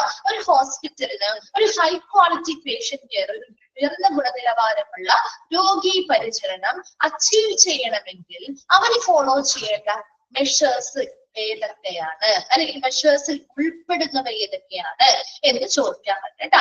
ഈ താഴെ പറയുന്ന പോയിന്റ്സുകളും ഒന്ന് മനസ്സിലാക്കി വെക്കണം. അങ്ങനത്തെ രീതിയിലുള്ള ക്വസ്റ്റ്യൻ ആണ് ഈ ഭാഗത്ത് നിന്നൊക്കെ വരിക കേട്ടോ. അപ്പൊ അതിൽ ഒന്നാമത്തേതാണ് provision of appropriate technical equipment and facilities necessary to support the hospital objectives. Provision of appropriate technical equipments. അപ്പൊ നല്ലൊരു പേഷ്യന്റ്, ഇപ്പൊ നല്ല രോഗി പരിചരണം, നമുക്ക് നല്ല രീതിയിലുള്ള ഉയർന്ന ഗുണനിലവാരത്തിലുള്ള ഒരു രോഗി പരിചരണം കൊടുക്കണമെങ്കിൽ അവിടെ അതിനനുസരിച്ചുള്ള ഉചിതമായിട്ടുള്ള ടെക്നിക്കൽ എക്യുപ്മെന്റുകൾ വേണം, വേണ്ടേ? നല്ല രീതിയിൽ ഉപകരണങ്ങൾ ഉണ്ടെങ്കിൽ അല്ലേ നമുക്ക് നല്ല പരിചരണങ്ങൾ കൊടുക്കാൻ പറ്റും, അല്ലെ? നല്ല ട്രീറ്റ്മെന്റുകൾ കൊടുക്കാൻ പറ്റുള്ളൂ. നല്ല ഫെസിലിറ്റികൾ അല്ലെങ്കിൽ നല്ല സൗകര്യങ്ങൾ ആ ഹോസ്പിറ്റലിൽ വേണം, അല്ലെ? ആ necessary to support the hospital objectives. ഹോസ്പിറ്റലിന്റെ ഈ പറയുന്ന നല്ലൊരു പേഷ്യന്റ് കെയർ കൊടുക്കുക എന്നൊരു ലക്ഷ്യത്തെ സപ്പോർട്ട് ചെയ്യുന്ന രീതിയിലുള്ള ഫെസിലിറ്റികളും അതുപോലെ തന്നെ ടെക്നിക്കൽ പരമായിട്ടുള്ള ഉപകരണങ്ങളും പ്രൊവൈഡ് ചെയ്യുക എന്നതാണ് ഒന്നാമത്തെ മെഷർ. മനസ്സിലായോ? ഒന്നാമത്തത് എന്താണ്? നല്ലൊരു പേഷ്യന്റ് കെയർ, രോഗി പരിചരണം, ഉയർന്ന ഗുണനിലവാരത്തിലുള്ള രോഗി പരിചരണം നേടിയെടുക്കണമെങ്കിൽ അവർ ഒന്നാമതായിട്ട് ആ ഹോസ്പിറ്റലിലേക്ക് കൊടുക്കേണ്ടത് ഉചിതമായിട്ടുള്ള ടെക്നിക്കൽ എക്യുപ്മെന്റ്സുകളും ഫെസിലിറ്റികളും നൽകുക. അതിലൂടെ ഈ ഹോസ്പിറ്റലിന്റെ ഈ ലക്ഷ്യങ്ങൾ നമുക്ക് എന്ത് ചെയ്യാൻ പറ്റും? നേടിയെടുക്കാൻ സാധിക്കും. ക്ലിയർ ആണോ ഫസ്റ്റ് പോയിന്റ്? രണ്ടാമത്തത് an organizational structure that assigns responsibility appropriately and require accountability for the various functions within the institution.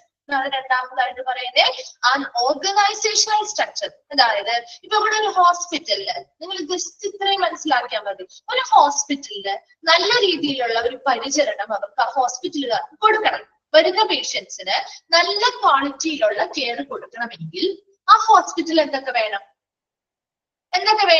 ആ ഹോസ്പിറ്റലില് നല്ല ഉപകരണങ്ങൾ വേണം, അല്ലെ? നല്ല രീതിയിലുള്ള ഫെസിലിറ്റികൾ വേണം.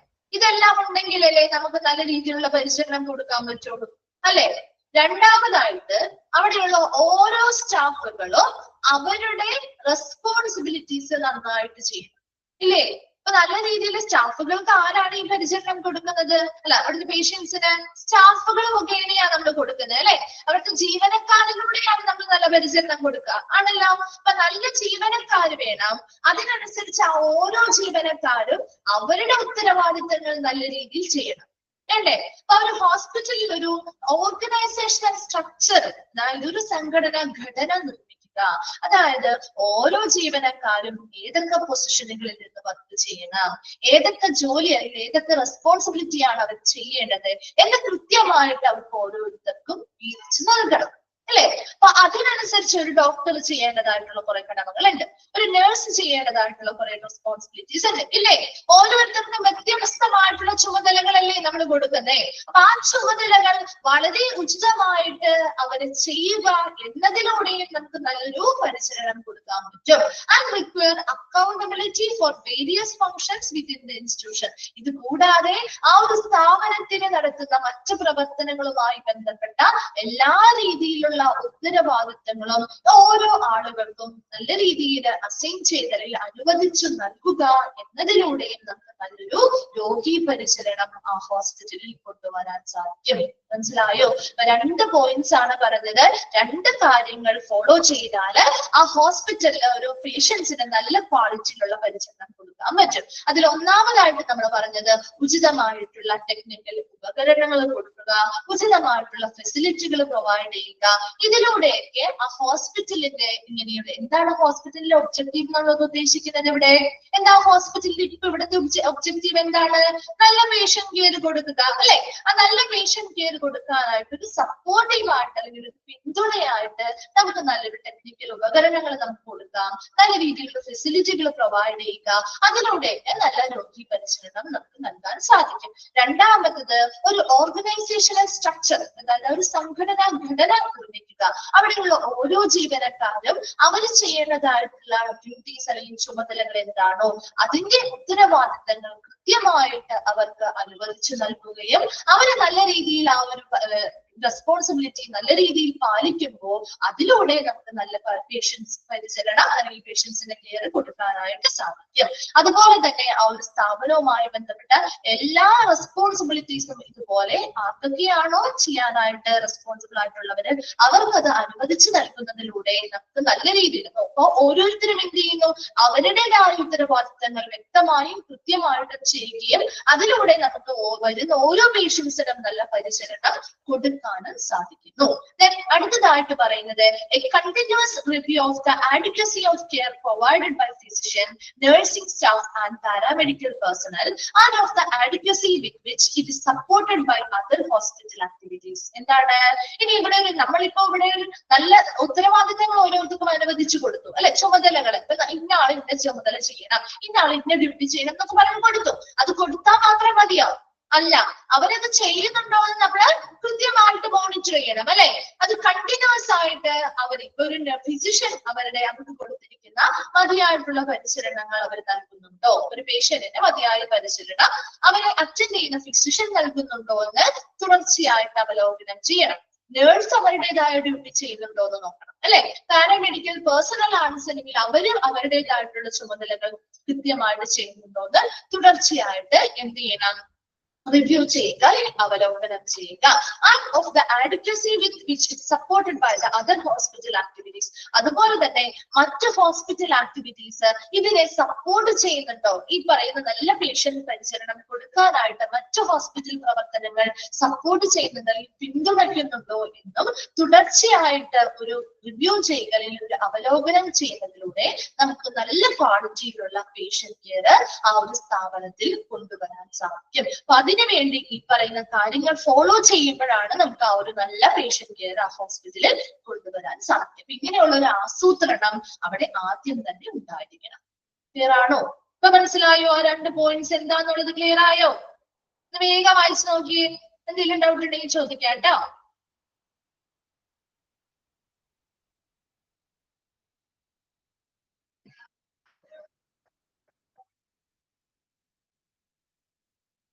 വായിച്ചു കഴിയുമ്പോ ഒന്ന് റിപ്ലൈ ചെയ്യണേ.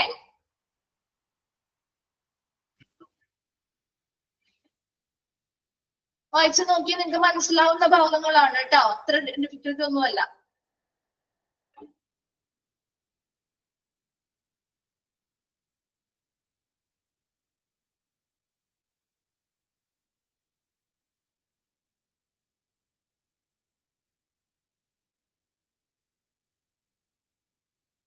വായിച്ചു കഴിയുമ്പോ റിപ്ലൈ ചെയ്യണേ.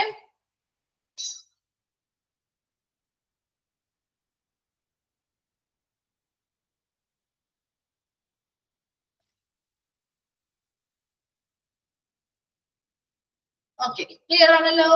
നെക്സ്റ്റ് വൺ പോവാം, അടുത്തതിലേക്ക് പോവാം നമുക്ക്.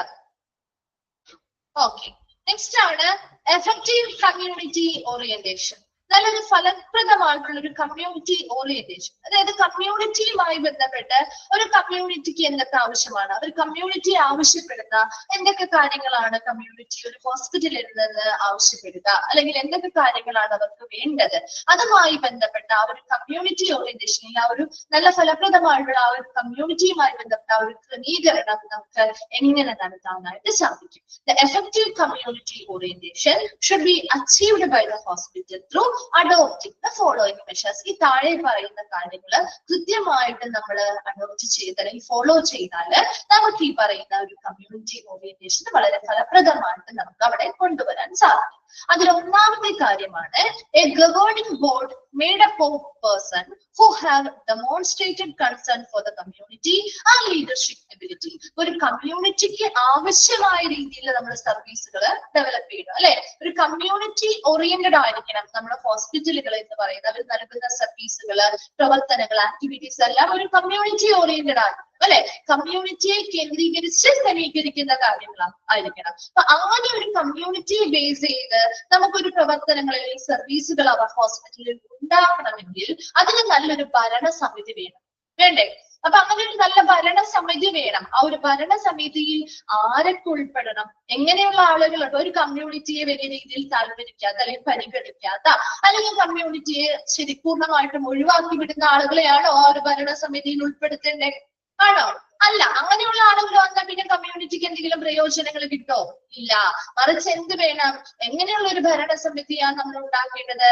Made up of person who have demonstrated concern for the community and leadership ability. നല്ലൊരു നേതൃത്വ പാഠവുമുള്ള അല്ലെങ്കിൽ നല്ല നേതൃത്വപരമായിട്ടുള്ള കഴിവുകളുള്ള വ്യക്തികളായിരിക്കും വേണ്ടേ? അത് കൂടാതെ കമ്മ്യൂണിറ്റിയെ കുറിച്ച് ആശങ്കകളുള്ള ആളുകളായിരിക്കും, അല്ലെ? ഒരു കമ്മ്യൂണിറ്റിക്ക് എന്തൊക്കെ രീതിയിലുള്ള കമ്മ്യൂണിറ്റിയുമായി ബന്ധപ്പെട്ട് എന്തൊക്കെ പ്രോബ്ലംസ് ആണ് വരുന്നത്, കമ്മ്യൂണിറ്റിക്ക് ഏതൊക്കെ സർവീസുകളാണ് ആവശ്യമായി വരുന്നത്, കൂടുതൽ ആളുകളും എന്തൊക്കെ രീതിയിലുള്ള സർവീസുകൾക്കാണ് ഡിപ്പെൻഡ് ചെയ്യുന്നത്, അങ്ങനെയുള്ള കമ്മ്യൂണിറ്റിയെ കുറിച്ച് കൂടുതൽ ആളുകൾ അറിയാവുന്നതും കമ്മ്യൂണിറ്റിയോട് ഒരു ആശങ്ക പുലർത്തുന്നതുമായിട്ടുള്ള ഒരു കൺസേൺ പുലർത്തുന്നതുമായിട്ടുള്ള ആളുകളെ ആയിരിക്കണം ആ ഒരു ഗവേണിംഗ് ബോർഡിലെ അംഗങ്ങളാക്കി വെക്കാനായിട്ട്. അതുപോലെ തന്നെ നല്ലൊരു ലീഡർഷിപ്പ് എബിലിറ്റി ഉള്ള ആളുകളെ കൂടി രീതി ആയിരിക്കണം ആ ഒരു ഭരണസമിതിയിൽ ഉൾപ്പെടുത്തേണ്ടത്. രണ്ടാമത്തത് policies that assure the availability of services to all the people in the hospital service area. ഒരു ഹോസ്പിറ്റൽ സർവീസ് ഏരിയ എന്ന് പറയുമ്പോൾ എങ്ങനെയാ, നമ്മുടെ ഒരു കമ്മ്യൂണിറ്റി സെന്റർ ആണെങ്കിൽ അതിന് ചുറ്റുമുള്ള ഇത്ര ഏരിയ എന്ന് പറയുന്നത് ഒരു ഹോസ്പിറ്റലിന്റെ സർവീസുകൾ നൽകുന്ന ഏരിയാസ് ആണ് അല്ലെ. നമ്മുടെ ഒരു ഇത്ര ഏരിയക്കുള്ളിൽ ഒരു ഹോസ്പിറ്റൽ ഉണ്ടാവും, അത് നിങ്ങൾ പഠിച്ചതല്ലേ ഓൾറെഡി. ഓരോ ഏരിയാസ് ഇപ്പൊ നമ്മുടെ കമ്മ്യൂണിറ്റി ഹെൽത്ത് സെന്ററുകള് ഇത്ര സർവീസ് ഏരിയയുടെ ഉള്ളിലായിരിക്കും. അതിനുശേഷം നമുക്ക് അത് കുറച്ചും കൂടി അഡ്വാൻസ്ഡ് ആയിട്ടുള്ളതാണ് വേണമെങ്കിൽ ആ പല സർവീസ് ഏരിയാസും കൂട്ടിയിട്ട് നമുക്ക് എന്തെങ്കിലും ജനറൽ ഹോസ്പിറ്റലുകളോ കാര്യങ്ങളോ ഒക്കെ ഉണ്ടാവും അല്ലെ. അപ്പൊ അങ്ങനെ ഓരോ ഹോസ്പിറ്റലിന്റെയും ചുറ്റുമുള്ള സർവീസ് ഏരിയയിലുള്ള എല്ലാ ജനങ്ങൾക്കും നല്ല രീതിയിലുള്ള സർവീസുകൾ ലഭ്യമാക്കുന്നത് ഉറപ്പുവരുത്തുന്നതിന് വേണ്ടിയുള്ള പോളിസികൾ രൂപീകരിക്കുക. മൂന്നാമത്തത് hospital involvement in community programmes to deliver preventive care. എന്താ ഹോസ്പിറ്റലിന്റെ ഇൻവോൾവ്മെന്റ് അല്ലെങ്കിൽ ഹോസ്പിറ്റൽ എന്ത് ചെയ്യുക, പങ്കാളിത്തം ഉറപ്പാക്കുക. ഇതില് പലതരത്തിലുള്ള കമ്മ്യൂണിറ്റി പ്രോഗ്രാമുകളില് ടു ഡെലിവർ പ്രിവെന്റീവ് കെയർ, മുൻഗണന ഈ പ്രതിരോധ പരിചരണങ്ങൾ കൊടുക്കാൻ അല്ലെ, പ്രിവെന്റീവ് ആയിട്ടുള്ള ഒരു പരിചരണങ്ങൾ കൊടുക്കാൻ, അവർക്ക് അവയർനെസ്സുകൾ കൊടുക്കാൻ നമ്മുടെ ഹോസ്പിറ്റലിൽ നടപ്പിലാക്കുന്ന പലതരത്തിലുള്ള കമ്മ്യൂണിറ്റി പ്രോഗ്രാമുകളിലെ അങ്ങനെയുള്ള പലതരത്തിലുള്ള കമ്മ്യൂണിറ്റി പ്രോഗ്രാമുകളിൽ ഹോസ്പിറ്റൽ കൂടി പങ്കാളിത്തം ഉറപ്പാക്കുക. അടുത്തത് public information program that keeps the community identified the hospital goals, objectives and plan. എന്താണ് ഒരു പബ്ലിക് ഇൻഫർമേഷൻ പ്രോഗ്രാമുകൾ, പൊതുവായിട്ടുള്ള പൊതുജനങ്ങൾക്ക് ഇൻഫർമേഷൻസ് കൊടുക്കുന്ന പ്രോഗ്രാമുകൾ നടപ്പിലാക്കുകയും അതിലൂടെ കമ്മ്യൂണിറ്റിക്ക് എന്ത് ഐഡന്റിഫൈ ചെയ്യുക, എന്ത് മനസ്സിലാക്കി കൊടുക്കുക, ഈ ഹോസ്പിറ്റലിന്റെ ലക്ഷ്യം എന്താണ്, ഒബ്ജക്ട് ഗോൾ അല്ലെ, ദൗത്യം എന്താണ്, ലക്ഷ്യം എന്താണ്, ഈ ഹോസ്പിറ്റലിന്റെ പ്ലാൻ എന്താണ്, ഇങ്ങനെയുള്ള കാര്യങ്ങളെ കുറിച്ച് മനസ്സിലാക്കി നൽകുകയും ചെയ്യുക. ഒരു എഫക്റ്റീവ് ആയിട്ടുള്ള ഒരു കമ്മ്യൂണിറ്റി ഓറിയന്റേഷനുമായി ബന്ധപ്പെട്ട് ഫോളോ ചെയ്യേണ്ട മെഷേഴ്സിൽ ഒന്നാമത് എന്താ പറഞ്ഞേ, ഒരു നല്ല ഗവേണിംഗ് ബോർഡ് അല്ലെങ്കിൽ നല്ലൊരു ഭരണസമിതി രൂപീകരിക്കുക. ആ ഭരണസമിതിയിൽ ഉൾപ്പെടുന്ന ആളുകൾ എന്ന് പറയുന്നത് എപ്പോഴും നമ്മുടെ കമ്മ്യൂണിറ്റിയുമായിട്ട് ഒരു കൺസേൺ അല്ലെങ്കിൽ ഒരു ആശങ്ക പുലർത്തുന്ന അല്ലെങ്കിൽ കമ്മ്യൂണിറ്റിയെ പരിഗണിക്കുന്ന ആളുകളായിരിക്കണം. അതോടൊപ്പം തന്നെ നല്ലൊരു ലീഡർഷിപ്പ് എബിലിറ്റി കൂടിയുള്ള വ്യക്തികളായിരിക്കണം. രണ്ടാമത് പറഞ്ഞത് ഹോസ്പിറ്റലുമായി ബന്ധപ്പെട്ട അല്ലെങ്കിൽ ആ ഹോസ്പിറ്റലിൽ സർവീസ് കൊടുക്കുന്ന ഏരിയയിലെ എല്ലാ ആളുകൾക്കും നല്ല രീതിയിലുള്ള സർവീസ് അല്ലെങ്കിൽ അവരുടെ സേവനങ്ങൾ ലഭ്യമാകുന്നുണ്ടോ എന്ന് ഉറപ്പുവരുത്തുന്നതിന് വേണ്ടിയുള്ള പോളിസികൾ രൂപീകരിക്കുക. മൂന്നാമത് പറഞ്ഞത് നല്ല രീതിയിലുള്ള കമ്മ്യൂണിറ്റി പ്രോഗ്രാമുകളിൽ ടു ഡെലിവർ പ്രിവെന്റീവ് കെയർ, പ്രതിരോധപരമായിട്ടുള്ള പരിശീലനങ്ങൾ, ഈ പ്രതിരോധ മുന്നറിയിപ്പുകൾ കൊടുക്കുക, ഇൻഫർമേഷൻസ് അല്ലെങ്കിൽ നല്ല രീതിയിലുള്ള അവയർനെസ് കൊടുക്കുക, അങ്ങനെയുള്ള പലതരത്തിലുള്ള പ്രിവെന്റീവ് പ്രോഗ്രാമുകളില് എന്നാൽ ഈ കമ്മ്യൂണിറ്റി പ്രോഗ്രാമുകളില് ഹോസ്പിറ്റൽ കൂടി പങ്കാളികളാവുക. നാലാമത് പറയുന്നത് ഒരു പബ്ലിക് ഇൻഫർമേഷൻ പ്രോഗ്രാമുകൾ ഹോസ്പിറ്റലിൽ മുൻകൈയെടുത്ത് നടത്തുക. അങ്ങനെ ഇൻഫർമേഷൻ പ്രോഗ്രാമുകളിലൂടെ പബ്ലിക്കിന് അല്ലെങ്കിൽ നമ്മുടെ കമ്മ്യൂണിറ്റിക്ക് ആ ഹോസ്പിറ്റലിന്റെ ഗോള് എന്താണ്, അവരുടെ ദൗത്യം എന്താണ്, അവരുടെ ലക്ഷ്യം എന്താണ്, അവരുടെ പ്ലാൻ മുതലായ കാര്യങ്ങളെ കുറിച്ച് കൃത്യമായി മനസ്സിലാക്കാൻ സാധിക്കും. വേഗം ഒന്ന് വായിച്ചു നോക്കിയ എഫക്റ്റീവ് കമ്മ്യൂണിറ്റി ഓറിയന്റേഷൻ.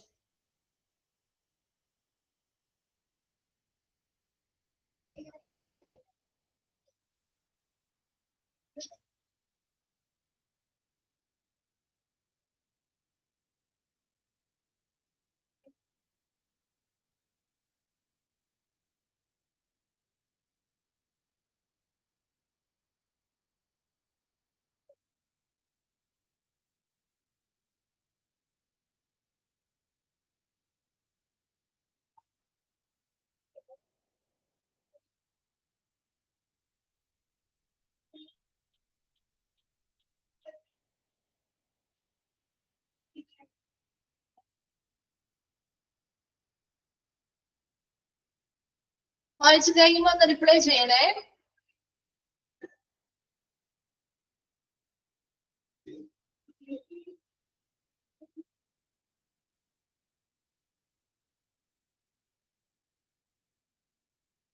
ക്ലിയർ ആണോ?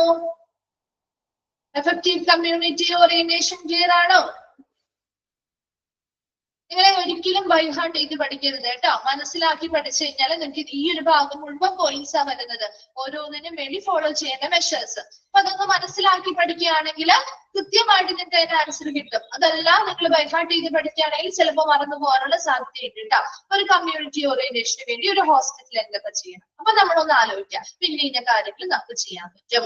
അതുപോലെ നല്ലൊരു എന്താണ് ഇനി അടുത്തത് വരുന്നത് എക്കണോമിക് വയബിലിറ്റി. എക്കണോമിക് വയബിലിറ്റി എന്ന് പറഞ്ഞാൽ സാമ്പത്തിക ശേഷി. ഒരു ഹോസ്പിറ്റലുമായി ബന്ധപ്പെട്ട് നല്ലൊരു സാമ്പത്തിക ശേഷി നമുക്ക് ഉറപ്പുവരുത്തണമെങ്കിൽ, അല്ലെങ്കിൽ ഒരു സാമ്പത്തിക ലാഭം നമുക്ക് ഉറപ്പുവരുത്തണമെങ്കിൽ ആ ഹോസ്പിറ്റൽ എന്തൊക്കെ കാര്യങ്ങൾ ചെയ്താലാണ് ആ ഒരു സാമ്പത്തിക ലാഭം കൊണ്ടുവരാൻ പറ്റുക, അല്ലെ? അതുപോലെ നല്ല ഗുണനിലവാരമുള്ള പരിചരണം ആ ഹോസ്പിറ്റലിൽ കൊണ്ടുവരണമെങ്കിൽ എന്തൊക്കെ കാര്യങ്ങൾ ഫോളോ ചെയ്യണം. അങ്ങനെയൊക്കെ കണക്ട് ചെയ്ത് പഠിച്ചു കഴിഞ്ഞാൽ നമുക്ക് പെട്ടെന്ന് ഓർമ്മ കിട്ടും കേട്ടോ. നോക്കിയ നെക്സ്റ്റ് വരുന്നത് എക്കണോമിക് വയബിലിറ്റി. എക്കണോമിക് വയബിലിറ്റി എന്ന് പറഞ്ഞാൽ സാമ്പത്തിക ശേഷി അല്ലെങ്കിൽ ഒരു സാമ്പത്തിക ലാഭം. അപ്പൊ ഹോസ്പിറ്റലില് ഇതുപോലെ ഒരു സാമ്പത്തിക ശേഷി അല്ലെങ്കിൽ economic viability should be achieved by the hospital through taking this measures. ഈ താഴെ പറയുന്ന മെഷേഴ്സ് നമ്മൾ അഡോപ്റ്റ് ചെയ്താൽ ഈ പറയുന്ന ഹോസ്പിറ്റലിൽ ഒരു എക്കണോമിക് വയബിലിറ്റി സാമ്പത്തിക ശേഷി നേടിയെടുക്കാൻ സാധിക്കും. അപ്പൊ അതിൽ ഒന്നാമത്തതാണ് corporate organisation that accept responsibility for sound financial management in keeping with desirable quality of care. അതായത് ഒരു നല്ല കോർപ്പറേറ്റ് ഓർഗനൈസേഷൻ എന്ന് ഉദ്ദേശിക്കുന്നത് ഒരു ബിസിനസ് സ്ഥാപനം എന്ന നിലയിലാണ് കേട്ടോ. ഒരു ഹോസ്പിറ്റൽ എന്ന് പറയുന്ന ഒരു ബിസിനസ് ഒരു നിലയിൽ അല്ലെങ്കിൽ മറ്റൊരു നിലയിൽ നമ്മൾ ചിന്തിക്കുമ്പോൾ അതൊരു ബിസിനസ് സ്ഥാപനം തന്നെയാണ്, അല്ലെ? അവിടുത്തെ നല്ല രീതിയിൽ ഒരു ഫിനാൻഷ്യൽ പരമായിട്ട് ഒരു സാമ്പത്തിക ശേഷി അല്ലെങ്കിൽ സാമ്പത്തിക ലാഭം ഉണ്ടാക്കണമെങ്കിൽ അവിടെ എന്തിനുള്ള accept responsibility for sound financial management, നല്ല മികച്ച രീതിയിലുള്ള ഒരു സാമ്പത്തിക മാനേജ്മെന്റിന്റെ ഉത്തരവാദിത്വം അത് ഏറ്റെടുക്കണം, അല്ലെ? നല്ലൊരു ഫിനാൻഷ്യൽ മാനേജ്മെന്റ് ഉണ്ടെങ്കിൽ അല്ലേ നമുക്കൊരു സാമ്പത്തിക ലാഭം എടുക്കാൻ പറ്റുള്ളൂ, അല്ലെ? ഏതൊരു സ്ഥാപനമാണെങ്കിലും അങ്ങനെയല്ലേ? നല്ലൊരു ഫിനാൻഷ്യൽ മാനേജ്മെന്റ് വേണം, അല്ലെ? അപ്പൊ നല്ല മികച്ചൊരു ഫിനാൻഷ്യൽ മാനേജ്മെന്റിന്റെ ഉത്തരവാദിത്വം അല്ലെങ്കിൽ നല്ലൊരു ഫിനാൻഷ്യൽ മാനേജ്മെന്റ് ആ ഒരു സ്ഥാപനത്തിൽ ആയിരിക്കണം. In keeping with desirable quality of care. ആ ഒരു നല്ല ഗുണനിലവാരത്തിലുള്ള അഭികാമ്യമായിട്ടുള്ള ഗുണനിലവാരത്തിലുള്ള പരിചരണം അവിടെ നിലനിർത്തിക്കൊണ്ട് തന്നെ നല്ല രീതിയിൽ കൊടുക്കാം. നമുക്കറിയാം നല്ല രീതിയിലുള്ള ഒരു പേഷ്യന്റ് കെയർ കൊടുത്താലല്ലേ അവിടേക്ക് പേഷ്യൻസ് വരുള്ളൂ, അല്ലേ? ഇപ്പൊ നമുക്ക് നല്ല പരിചരണം തരാത്തൊരു ഹോസ്പിറ്റലിലേക്ക് നമ്മൾ പോവോ? ഒരു ഹോസ്പിറ്റലിൽ സാമ്പത്തിക ലാഭം വരണമെങ്കിൽ അവിടെ ആര് വന്നാലും കൂടുതൽ വന്നാൽ ആ സാമ്പത്തിക ലാഭം ഉണ്ടാവുക പേഷ്യൻസ് കൂടുതൽ വരുമ്പോ, അല്ലെ? അപ്പൊ പേഷ്യൻസിനെ നല്ല രീതിയിൽ അവിടെ നിലനിർത്തണമെങ്കിൽ അവർക്ക് നല്ല രീതിയിലുള്ള അവർക്ക് അഭികാമ്യമായിട്ടുള്ള രീതിയിലുള്ള ക്വാളിറ്റി ഓഫ് കെയർ കൊടുക്കണം, അല്ലെ? അപ്പൊ നല്ല ക്വാളിറ്റി ഓഫ് കെയർ കൊടുത്ത് അവർക്ക് അവർക്ക് ആവശ്യമായിട്ടുള്ള രീതിയിലുള്ള ക്വാളിറ്റി ഓഫ് കെയർ കൊടുത്ത് അവിടെ പേഷ്യൻസിനെ നിലനിർത്തുകയും അതോടൊപ്പം തന്നെ നല്ല മികച്ചൊരു ഫിനാൻഷ്യൽ മാനേജ്മെന്റ് കീപ്പ് ചെയ്യുമ്പോഴാണ് നമുക്ക് നല്ലൊരു എക്കണോമിക് വയബിലിറ്റി അല്ലെങ്കിൽ ആ ഒരു സാമ്പത്തിക ശേഷി ആ ഒരു സ്ഥാപനത്തിന് ഉറപ്പുവരുത്താൻ സാധിക്കുന്നത്. ഓക്കെ, രണ്ടാമത് പറയുന്നത് patient care objectives that are consistent with projected service demands, availability of operating finances and advocate personal and equipment. ഇനി എന്താ? പേഷ്യൻസിന് പരിചരണം കൊടുക്കുന്നതുമായി ബന്ധപ്പെട്ട ലക്ഷ്യങ്ങൾ നമ്മൾ നോക്കുമ്പോ കൺസിസ്റ്റന്റ് വിത്ത് പ്രൊജക്റ്റഡ് സർവീസ് ഡിമാൻഡ്സ്. അപ്പൊ പേഷ്യൻസിന് ഒരു പരിചരണം കൊടുക്കുക എന്ന് പറയുമ്പോൾ അത് എങ്ങനെയുള്ള പരിചരണമായിരിക്കണം അല്ലെങ്കിൽ എന്തൊക്കെ ലക്ഷ്യങ്ങൾ മുന്നിൽ കണ്ടുകൊണ്ടായിരിക്കണം പേഷ്യൻസിന് നല്ലൊരു പരിചരണം കൊടുക്കണം എന്ന് പറയുമ്പോൾ അത് അവരുടെ സർവീസുകൾ അവരെന്ത് സർവീസ് സേവനമാണോ ആവശ്യപ്പെടുന്നത്, അല്ലെ? അതിനനുസരിച്ചുള്ള സർവീസുകൾ കൊടുക്കുക, അല്ലെ? എന്നാലേ പേഷ്യൻസ് വരുള്ളൂ. അപ്പൊ അതിനനുസരിച്ചുള്ള സർവീസുകൾ കൊടുക്കുക. അവൈലബിലിറ്റി ഓഫ് ഓപ്പറേറ്റിംഗ് ഫണ്ട്സ്, ഇവിടുത്തെ പ്രവർത്തനവുമായി ബന്ധപ്പെട്ട ഫണ്ടുകളുടെ ലഭ്യത കൃത്യമായിട്ട് ഉറപ്പുവരുത്തുക. ആൻഡ് ആഡിക്വേറ്റ് മതിയായിട്ടുള്ള ജീവനക്കാരെ നിയമിക്കുക, അതുപോലെ ഉപകരണങ്ങളും നിയമിക്കുക. അപ്പൊ ഇവിടെ പേഷ്യൻസിന്റെ പരിചരണവുമായി ബന്ധപ്പെട്ട് നമ്മൾ കുറച്ച് കാര്യങ്ങള് നല്ലൊരു ലാഭം നമുക്ക് ആ ഒരു ഹോസ്പിറ്റലിൽ ഉണ്ടാക്കണമെങ്കിൽ പേഷ്യൻസിന് കൊടുക്കുന്ന പരിചരണങ്ങളിൽ വളരെയധികം ശ്രദ്ധ ചെലുത്തണം.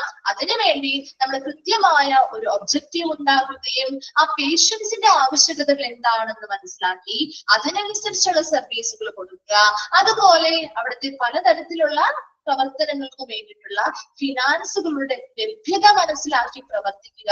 അതോടൊപ്പം തന്നെ മതിയായിട്ടുള്ള ജീവനക്കാരെയും ഉപകരണങ്ങളെയും ആ ഒരു സർവീസിൽ ഉൾപ്പെടുത്തുകയും ചെയ്യുക. Then മൂന്നാമത് പറയുന്നത് a planned program of expansion based solely on demonstrated community needs. എന്ന് വെച്ചാൽ എന്താ, ഇപ്പൊ നമ്മൾ ഹോസ്പിറ്റലുകളില് പല പല രീതിയിലുള്ള എക്സ്പാൻഷൻ പ്രോഗ്രാമുകൾ, വിപുലീകരണങ്ങൾ നടത്താറുണ്ട് അല്ലെ. ഹോസ്പിറ്റലുകള് കണ്ടിട്ടില്ലേ? ചിലപ്പോ നമ്മൾ ഒരു പ്രാവശ്യം പോയപ്പോ കണ്ട ഹോസ്പിറ്റൽ ആയിരിക്കില്ല പിറ്റേ പ്രാവശ്യം ചെല്ലുമ്പോൾ അല്ലെ. അവര് ബിൽഡിംഗ് ഒക്കെ പൊളിച്ച് ചിലപ്പോൾ കുറെ എക്സ്പാൻഷൻസ് അല്ലെങ്കിൽ വിപുലീകരണ പ്രവർത്തനങ്ങൾ നടത്താറുണ്ട്. ആ വിപുലീകരണ പ്രവർത്തനങ്ങള് ആ ഹോസ്പിറ്റലിന്റെ താല്പര്യത്തിനനുസരിച്ചാണോ ചെയ്യുന്നത്, അതോ പേഷ്യൻസിന്റെ ആവശ്യകതയ്ക്കനുസരിച്ചാണോ ചെയ്യേണ്ടത്? എപ്പോഴാണ് നമുക്ക് കൂടുതൽ അപ്പോ അതിനനുസരിച്ചുള്ള സാമ്പത്തിക ലാഭം ഉണ്ടാവുക? ആ ഹോസ്പിറ്റലിന്റെ താല്പര്യത്തിനനുസരിച്ചാണോ? അല്ല അല്ലെ. ആ പേഷ്യൻസിന്റെ കമ്മ്യൂണിറ്റി അല്ലെങ്കിൽ നമ്മുടെ കമ്മ്യൂണിറ്റിക്ക് എന്ത് രീതിയിലുള്ള സേവനങ്ങളാണോ ആവശ്യം, ആ സേവനങ്ങളും അതുമായി ബന്ധപ്പെട്ട കാര്യങ്ങളും മനസ്സിലാക്കി അതിനനുസരിച്ചുള്ള വിപുലീകരണങ്ങൾ മാത്രം നടത്തുക. അങ്ങനെയുള്ള പ്രോഗ്രാമുകള് ആസൂത്രണം ചെയ്ത് അങ്ങനെയുള്ള വിപുലീകരണങ്ങളാണ് നടത്തേണ്ടത്. Then a specific program of funding that will be assure replacement, improvement and expansion of facilities and equipment without imposing too much cost burden on patients' charges. എന്താണ് പറയുന്നത്? വളരെ സ്പെസിഫിക് ആയിട്ടുള്ള ഫണ്ടിങ് പ്രോഗ്രാമുകൾ നമ്മൾ ഇങ്ങനെയുള്ള വിപുലീകരണങ്ങൾ നടത്തുന്നു അല്ലെങ്കിൽ മറ്റെന്തെങ്കിലും സർവീസുകൾ കൊണ്ടുവരുന്നു. അപ്പൊ അതെല്ലാം വളരെ സ്പെസിഫിക് പ്രോഗ്രാംസ്. അപ്പൊ നമ്മൾ കൃത്യമായ ഒരു ഫണ്ട് ഉപയോഗിച്ച് കൃത്യമായ രീതിയിൽ നിയന്ത്രിച്ചു കൊണ്ടുപോകാൻ പറ്റുന്ന രീതിയിലുള്ള കാര്യങ്ങൾ മാത്രമാണ് ചെയ്യേണ്ടത്. അപ്പൊ അതിനു വേണ്ടി ഫണ്ടിങ് ദാറ്റ് വിൽ അഷ്വർ, കൃത്യമായിട്ടുള്ള ഒരു അഷ്വറൻസ്, എന്താണ് കൃത്യമായിട്ടുള്ള ഒരു റീപ്ലേസ്മെന്റ്, മാറ്റിവെക്കുന്ന പല പല കാര്യങ്ങൾ കൃത്യമായിട്ട് റീപ്ലേസ് ചെയ്യുക. അതല്ല ഇംപ്രൂവ്മെന്റ്സ്, പല മെച്ചപ്പെടുത്തൽ നടത്താൻ ആവശ്യമായിട്ട് എക്സ്പാൻഷൻസ് ഒക്കെ നമ്മൾ നടത്താറുണ്ട്. ഇനി അങ്ങനെ എക്സ്പാൻഷൻ ഫെസിലിറ്റികളും ഉപകരണങ്ങളും കാര്യങ്ങളൊക്കെ ചിലപ്പോൾ നമ്മൾ മാറ്റിവെക്കാറുണ്ട്. പുതിയ പുതിയ ഉപകരണങ്ങൾ കൊണ്ടുവരാറുണ്ട് അല്ലെ. നമ്മുടെ സർവീസ് അല്ലെങ്കിൽ അഡ്വാൻസിങ് ടെക്നോളജീസ് അഡ്വാൻസ്ഡ് ആവുന്നതനുസരിച്ച് നമ്മൾ പുതിയ പുതിയ എക്യുപ്മെന്റ്സുകൾ കൊണ്ടുവരേണ്ടതായിട്ട് വരും ഇല്ലേ. പഴയ കാലത്തെ ഉപകരണങ്ങൾ തന്നെ വെച്ചുകൊണ്ടിരുന്നാൽ ശരിയാവോ? ഇല്ല.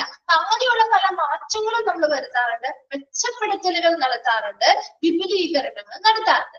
ഇങ്ങനെയൊക്കെ നടത്തുന്ന സമയത്തും ഒരു സ്പെസിഫിക് ഫണ്ടിങ് പ്രോഗ്രാമിന്റെ കീഴിലായിരിക്കണം ഇത് നടത്തേണ്ടത്. അല്ലാതെ ഒരുപാട് പ്ലാനിങ് ഇല്ലാതെ, ഒരു കൃത്യമായ ഒരു ഫണ്ട് പ്രോഗ്രാം ഇല്ലാതെ, വന്നിട്ടുള്ള എല്ലാ ഫണ്ടുകളും എടുത്ത് മുഴുവൻ ഉപയോഗിക്കാതെ without imposing too much cost burden on patient charges എന്ന് പറയുന്നത്. അതെന്തുകൊണ്ടാണ് അവിടെ പറയുന്നത്?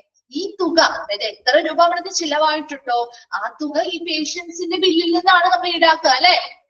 പേഷ്യൻസിന്റെ ബില്ലിൽ നിന്നല്ലേ അവര് പിന്നീട് പകുതി കുറച്ചേച്ച് ഈടാക്കിക്കൊണ്ടിരിക്കുന്നേ. അപ്പോ നമുക്കൊരു പ്രാവശ്യം നമ്മൾ ചെന്നപ്പോ നല്ല രീതിയിലുള്ള ഒരു സർവീസ് കിട്ടി, അതിനനുസരിച്ച് നമുക്ക് ബഡ്ജറ്റ് ഫ്രണ്ട്ലി ആയിട്ടുള്ള നമുക്ക് എല്ലാവർക്കും അഫോർഡബിൾ ആയിട്ടുള്ള ഒരു ബില്ലും കാര്യങ്ങളും ആയിരുന്നു. പിറ്റേ പ്രാവശ്യം നമ്മൾ ചെല്ലുമ്പോൾ അവിടെ കുറെ വിപുലീകരണങ്ങളൊക്കെ നടത്തിയിട്ടുണ്ട്. അതിന്റെ ഭാഗമായിട്ട് നമ്മുടെ ബില്ലില് ക്രമാതീതമായിട്ട് ഒരുപാട് തുക നമുക്കായി. അങ്ങനെ ഒരു പ്രാവശ്യം നമുക്ക് അത്രയും തുക ഇട്ട് തന്നാൽ പിന്നെ നമ്മൾ അവിടെ പോവാൻ താല്പര്യം കാണിക്കോ?